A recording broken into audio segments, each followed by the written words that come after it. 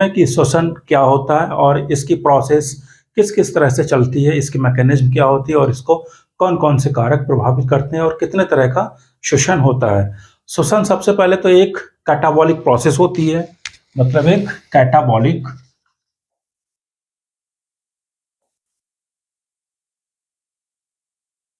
Catabolic process का मतलब इसमें मॉलिक्यूल्स का ब्रेकडाउन होता है। ठीक है, अपने जो लार्ज मॉलिक्यूल्स होंगे, लार्ज मॉलिक्यूल्स का मतलब फूड मटेरियल्स, जितने भी फूड मटेरियल्स होते हैं वो फूड मटेरियल्स ऑक्सीजन की प्रेजेंस और एब्सेंस, कभी कभी एब्सेंस में भी ऑक्सीजन की, ये अपने सिंपलर मॉलिक्यूल्स में ब्रेक डाउन टूटता है और इसके साथ क्या है, एक ह्यूज अमाउंट में एनर्जी भी रिलीज होती है। तो इसका मतलब कैटाबॉलिक का मतलब ब्रेक डाउन।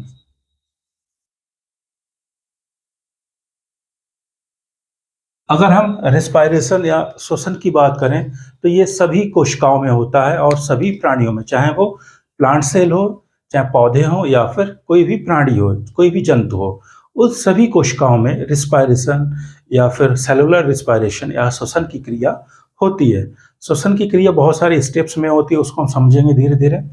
अगर हम श्वसन की बात करें तो इसमें क्या है, फूड मटेरियल, जो भी हम फूड मटेरियल्स लेते हैं या जितने भी ऑर्गेनिज्म हैं वो किसी ना किसी रूप में हमारा फूड मटेरियल लेते हैं। और फूड मटेरियल क्या है, वो ऑक्सीजन की प्रेजेंस और एब्सेंस में अपने सिंपलर मॉलिक्यूल्स में टूटता है और उसके साथ एनर्जी रिलीज होती है। जो भी एनर्जी रिलीज होती है, ये ऊर्जा जो है, जो भी हमारी ऊर्जा निकली किसी भी रिएक्शन से, फूड मटेरियल्स के ब्रेकडाउन से, यह ऊर्जा हमारी कोशिकाओं में होने वाली विभिन्न अभिक्रियाओं के लिए जरूरी होती है।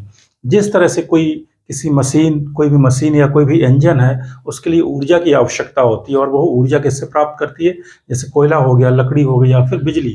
तो उन पदार्थों से क्या है, वो मशीन चलती है। इसी तरह से हमारी जो कोशिकाएं होती हैं, ये सभी कोशिकाओं के सभी प्रोसेस, सभी अभिक्रियाओं को पूर्ण होने के लिए एक लार्ज अमाउंट की ऊर्जा की आवश्यकता होती है और वह ऊर्जा हमें कहाँ से मिलती है, भोज्य पदार्थों से। और भोज्य पदार्थों का एक कैटाबॉलिक प्रोसेस के द्वारा वो अपने सिंपलर फॉर्म में टूटते हैं, जैसे कार्बन डाइऑक्साइड और जल, इसके साथ ऊर्जा। और यही ऊर्जा क्या, एटीपी के फॉर्म में हमारी सेल्स में बनती है और हमारी सेल कि जितनी भी हमारी प्रोसेस हैं, जितनी भी बायोकेमिकल रिएक्शंस हैं, जितनी भी जैविक अभिक्रियाएं हैं, वो सभी जैविक अभिक्रियाएं संचालित होती हैं। तो सिंपलर अगर हम रिस्पायरेशन को डिफाइन करें तो इसमें क्या, break down of the food materials लिख लेते हैं इस तरह से, break down of food materials into simpler form या इनटू सिंपलर molecules या compounds, break down of food materials into simpler molecules. जो भी हमारे फूड मटेरियल्स या लार्ज मॉलिक्यूल्स हैं, वो लार्ज मॉलिक्यूल्स अपने स्मॉल मॉलिक्यूल्स में ब्रेक डाउन होता है, उनको टूटते हैं, जैसे such as carbon dioxide and water. और इसके साथ क्या रिलीज होता है, एक ह्यूज अमाउंट में एनर्जी। ये ऊर्जा जो रिलीज हुई, यही ऊर्जा जितनी भी हमारी बायोकेमिकल या जैविक अभिक्रियाएं हैं उनको संचालित करने के लिए इस ऊर्जा की आवश्यकता होती है। और यही ऊर्जा हमारे फूड मटेरियल से हमें प्राप्त होती है, हमारी कोशिकाओं को प्राप्त होती है। चाहे सेम प्रोसेस होती है प्लांट्स और एनिमल, ठीक है, चाहे प्लांट सेल हो, चाहे पौधे हों या फिर एनिमल हो, दोनों में ये प्रोसेस एक समान रूप से चलती है। सिंपल की break down of food materials into the simpler form या सिंपलर मॉलिक्यूल्स या compounds such as carbon dioxide and water. और कभी कभी जब एनारोबिक रिस्पायरेशन होता है, ठीक है, रिस्पायरेशन दो तरह का होता है, एक एरोबिक जिसको हम वायवीय श्वसन बोलते हैं, और एक एनारोबिक जो कि हमारे वायु की अनुपस्थिति में होता है, जिसको हम अवायवीय श्वसन बोलते हैं। जो हमारा एरोबिक रिस्पायरेशन होता है उसमें ऑक्सीजन की उपस्थिति होती है। और रिस्पायरेशन क्या है, एक दहन तरह की, एक कंबशन रिएक्शन होती है और ये इसके बाद ही ये ऊर्जा हमारी रिलीज होती है। इसको अगर हम इसके टाइप्स की बात करें तो ये दो तरह की प्रोसेस होती है, ठीक है। अगर रिस्पायरेशन की हम इसको कैटेगराइज करें तो एक एरोबिक रिस्पायरेशन और दूसरा एनारोबिक रिस्पायरेशन। इसको समझ लेते हैं।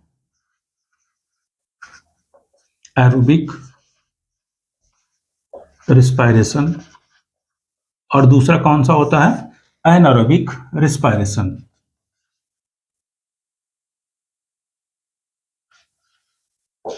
एनारोबिक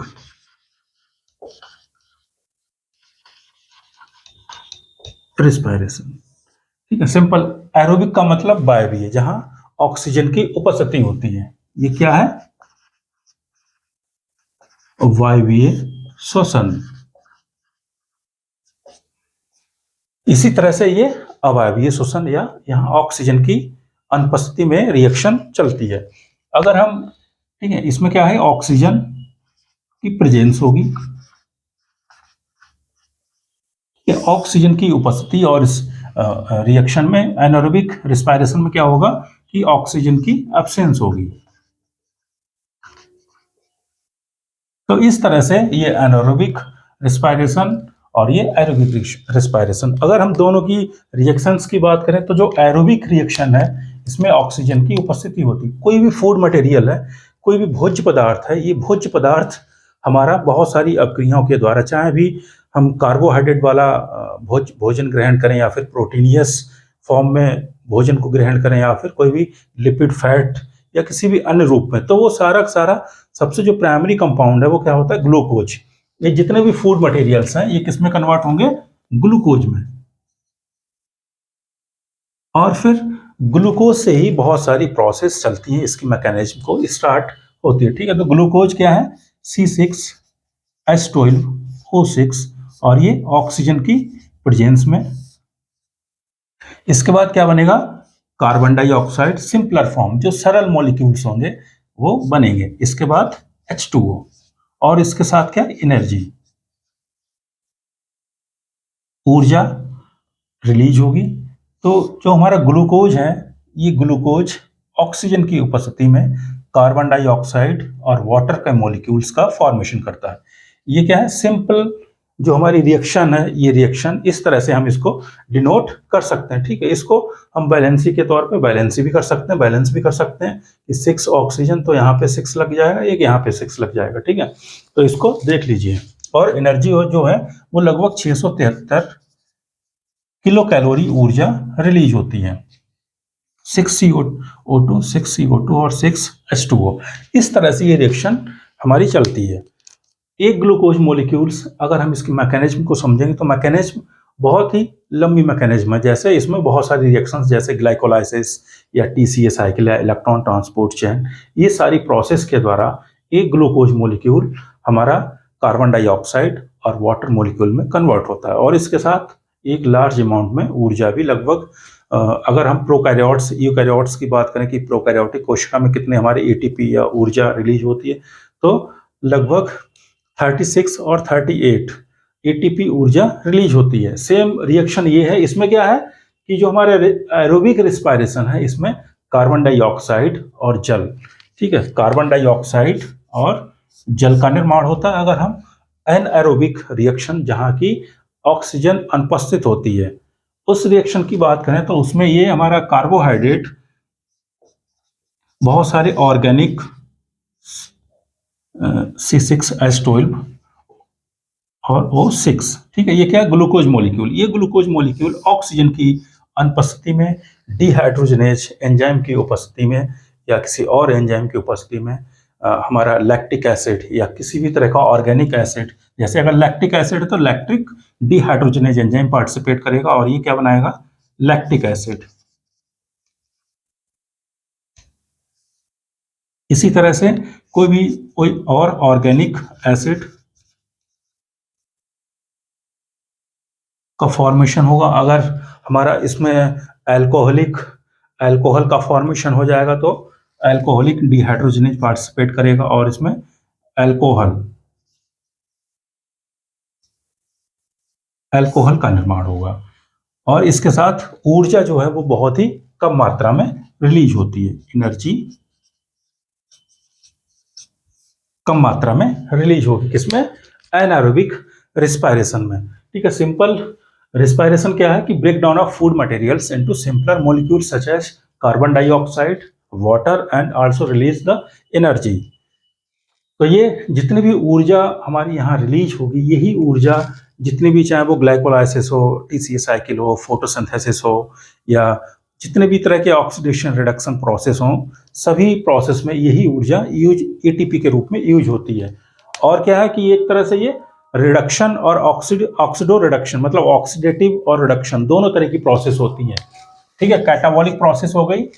और क्या है कि ये दो तरह की होती है, एरोबिक रिस्पायरेशन और एनारोबिक रिस्पायरेशन। एरोबिक रिस्पायरेशन में ऑक्सीजन की उपस्थिति होती है और ये ग्लूकोज मॉलिक्यूल्स अपने सिंपलर मॉलिक्यूल्स कार्बन डाइऑक्साइड और वाटर में टूटता है, जबकि जब ऑक्सीजन की एब्सेंस होती है, ऑक्सीजन की अनुपस्थिति होती है, तो यही हमारा फूड मटेरियल्स या ग्लूकोज मॉलिक्यूल किसी भी ऑर्गेनिक एसिड जैसे लैक्टिक एसिड, फॉर्मिक एसिड या ऑक्जेलिक एसिड उसमें का फॉर्मेशन करता है, या फिर अल्कोहल का निर्माण करता है और एक साथ एक कम मात्रा में ऊर्जा का निर्माण करता है। ऊर्जा के लगभग 2 एटीपी मॉलिक्यूल्स इसमें रिलीज होते हैं। ठीक है, कितने?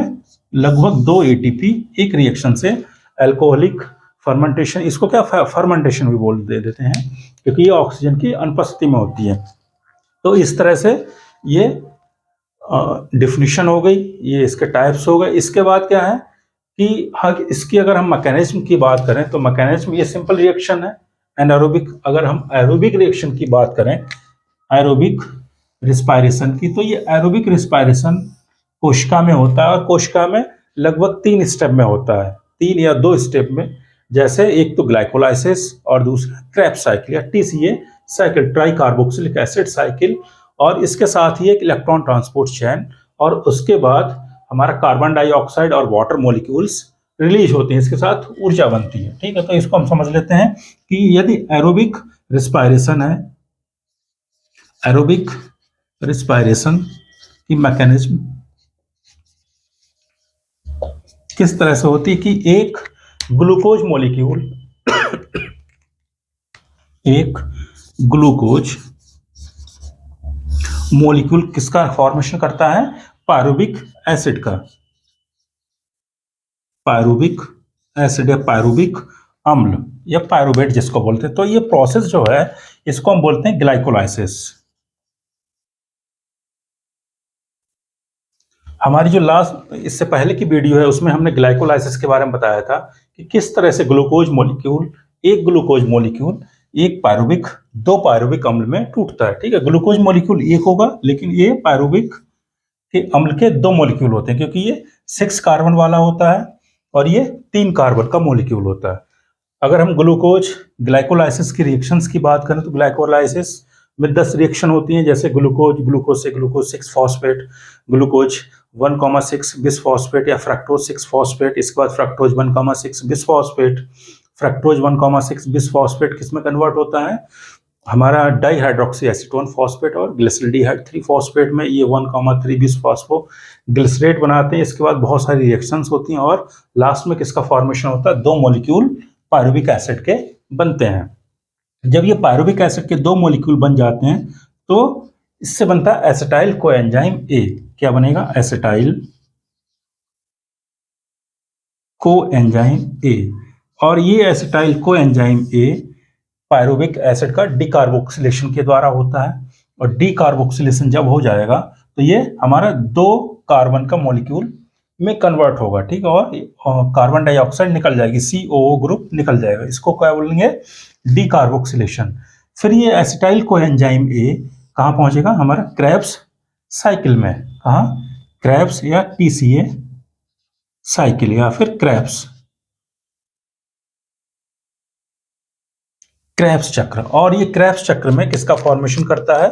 यही acetyl coenzyme A oxalo acetate के साथ मिलके क्या बनाएगा? हमारा सिट्रेट या सिट्रिक एसिड। और इसी रिएक्शन से सिट्रिक एसिड से आइसोसिट्रेट, फिर इसके बाद alpha ketoglutarate, succinate, succinyl coenzyme A, fumarate, malate, और मैलेट से ऑक्सिलो एसिटेट। तो इस तरह से ये रिएक्शन चलेगी और इसी रिएक्शन के साथ एक क्या? Electron transport chain. क्या? Electron transport chain, ETC। और इसी में क्या किसका रिलीज, क्या चीजें बनेंगी? हमारा कार्बन डाइऑक्साइड रिलीज होगी और वाटर मॉलिक्यूल्स रिलीज होंगे। ठीक है, क्रेब्स साइकिल टीसीए साइकिल की सहायता से और इलेक्ट्रॉन ट्रांसपोर्ट चेन की सहायता से किसका कार्बन डाइऑक्साइड बनेगी और हमारा वाटर मॉलिक्यूल बनेगा। और इसके साथ क्या ऊर्जा एनर्जी ENERGY एनर्जी ऊर्जा एक लार्ज अमाउंट में ऊर्जा भी रिलीज होगी। तो ये मैकेनिज्म हो गई। मैकेनिज्म में क्या क्या ग्लाइकोलाइसिस टीसीए साइकिल और इलेक्ट्रॉन ट्रांसपोर्ट चैन, इनके द्वारा एक ग्लूकोज मॉलिक्यूल किसमें कन्वर्ट होगा 38 और 36 एटीपी एनर्जी बनाएगा और अपना कार्बन डाइऑक्साइड और जल के मॉलिक्यूल का भी फॉर्मेशन करेगा। तो ये हो गई इसकी मैकेनिज्म। इसकी एरोबिक रिस्पायरेशन की, तो इसको सही से समझ लीजिए कि ग्लाइकोलाइसिस में 10 रिएक्शन होंगी, उसके बाद पायरुविक एसिड बनेगा, फिर पायरुविक एसिड का डिकार्बोक्सिलेशन होगा, डिकार्बोक्सिलेशन के बाद एसिटाइल कोएंजाइम ए बनेगा, acetyl coenzyme A oxalo acetate के साथ मिलके क्रेब्स चक्र में जाएगा और क्रेब्स चक्र में ये हमारा कार्बन डाइऑक्साइड और वाटर मॉलिक्यूल का निर्माण होगा। और इसी के साथ एक अलग रिएक्शन चलती है इलेक्ट्रॉन ट्रांसपोर्ट चैन, जिसको हम ETC बोलते हैं, और इसी के साथ ऊर्जा भी हमारी रिलीज होगी। तो ये इसकी मैकेनिज्म हो गई। और इसको बहुत सारे कारक प्रभावित करते हैं रिस्पायरेशन के लिए, चाहे वो सेलुलर हो या फिर एनारोबिक हो। ठीक है, एनारोबिक रिस्पायरेशन या फिर एरोबिक रिस्पायरेशन। अगर हम बात करें कि एनारोबिक रिस्पायरेशन कब होता है, जैसे हमारा जब जर्मिनेटिंग सीड जमता है, ठीक है, तो जब सीड जमता है तो उसके लिए ऊर्जा की आवश्यकता होती है, और वो ऊर्जा क्या है सीड अपने आप बनाता है। तो वो ऊर्जा जब वो सीड बनाता है तो सीड कोट के अंदर ही बहुत सारी मेटाबॉलिक प्रोसेस होती हैं। तो उसमें क्या है कि उसमें ये ऑक्सीजन की अनुपस्थिति होती है, उस समय भी ये हमारी क्या है कि एनारोबिक रिएक्शन ही होती है। ठीक है, अगर हम सीड की बात करें, ठीक है, जर्मिनेटिंग सीड, अगर सीड की ग्रोथ, सीड जर्मिनेट हो रहा है, सीड जम रहा है, या फिर कोई भी प्रोकैरियोटिक सेल जैसे बैक्टीरियल सेल, उसमें भी हमारे एनारोबिक रिस्पायरेशन होता है। तो इस तरह से ये एनारोबिक, और बाकी जितने भी हमारे ऑर्गेनिज्म है, ठीक है, हायर क्लास के, उनमें सभी में सेलुलर रिस्पायरेशन होता है। और कभी कभी जैसे हम बहुत ज़्यादा दौड़ते हैं या जो होता है तो मसल्स कॉन्ट्रैक्शन होता है, वहाँ हमारे बॉडी में ऑक्सीजन की कमी हो जाती है, तो वहाँ पे एनारोबिक रिस्पायरेशन भी होता है, और वहाँ जनरली लैक्टिक एसिड का फॉर्मेशन होता है।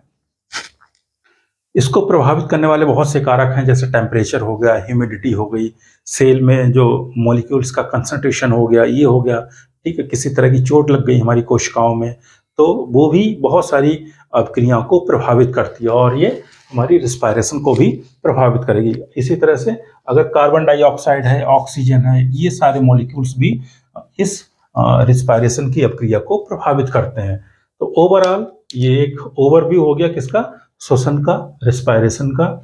ये रिस्पायरेशन क्या होता है कि फूड मटेरियल्स का ऑक्सीजन की उपस्थिति या ऑक्सीजन की अनुपस्थिति में अपने सिंपलर मॉलिक्यूल्स कार्बन डाइऑक्साइड और जल के रूप में टूटना होता है, और इसके साथ ऊर्जा रिलीज होती है। अगर हम इसके टाइप्स की बात करें तो ये दो तरह का होता है, एरोबिक और एनारोबिक। एरोबिक जो श्वसन है या रिस्पायरेशन है, एरोबिक में क्या है कि ऑक्सीजन की उपस्थिति होती है, और ये ऑक्सीजन की उपस्थिति में ग्लूकोज मॉलिक्यूल कार्बन डाइऑक्साइड और वाटर मॉलिक्यूल का फॉर्मेशन करता है, इसके साथ ऊर्जा भी रिलीज होती है। और इसके मैकेनिज्म की बात करें तो ग्लूकोज मॉलिक्यूल से ग्लाइकोलाइसिस के द्वारा पायरुविक एसिड बनता है, पायरुविक एसिड का डिकार्बोक्सिलेशन के द्वारा एसिटाइल कोएंजाइम ए बनेगा, acetyl coenzyme A electron transport chain और क्रेब्स साइकिल या टीसीए साइकिल के द्वारा हमारा कार्बन डाइऑक्साइड और वाटर मॉलिक्यूल्स बनाता है, इसके साथ ऊर्जा भी रिलीज होती है, और ये लगभग सभी कोशिकाओं में होता है। अगर हम एनारोबिक रिएक्शन की बात करें, एनारोबिक रिस्पायरेशन की बात करें, तो एनारोबिक रिएक्शन क्या है या रिस्पायरेशन, ये ऑक्सीजन की एब्सेंस अनुपस्थिति में होता है। जैसे कोई भी जर्मिनेटिंग सीड है तो उस टाइम ये अल्कोहल या लैक्टिक एसिड का फॉर्मेशन होता है।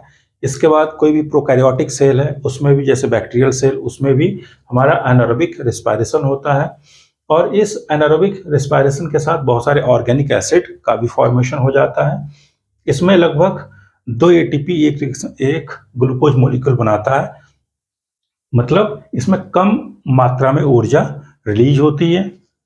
इसके बाद इसको बहुत सारे कारक प्रभावित करते हैं, जैसे कार्बन डाइऑक्साइड या फिर ऑक्सीजन या टेम्परेचर, ह्यूमिडिटी, सेल में उपस्थित जितने भी हमारे न्यूट्रिएंट्स हो गए वो सारे प्रभावित करेंगे, या फिर किसी भी तरह की हमारी बॉडी में इंजरी लग गई तो ये सारी जो जितने भी हमारे ये फैक्टर्स हो गए ये हमारे प्रभावित करेंगे।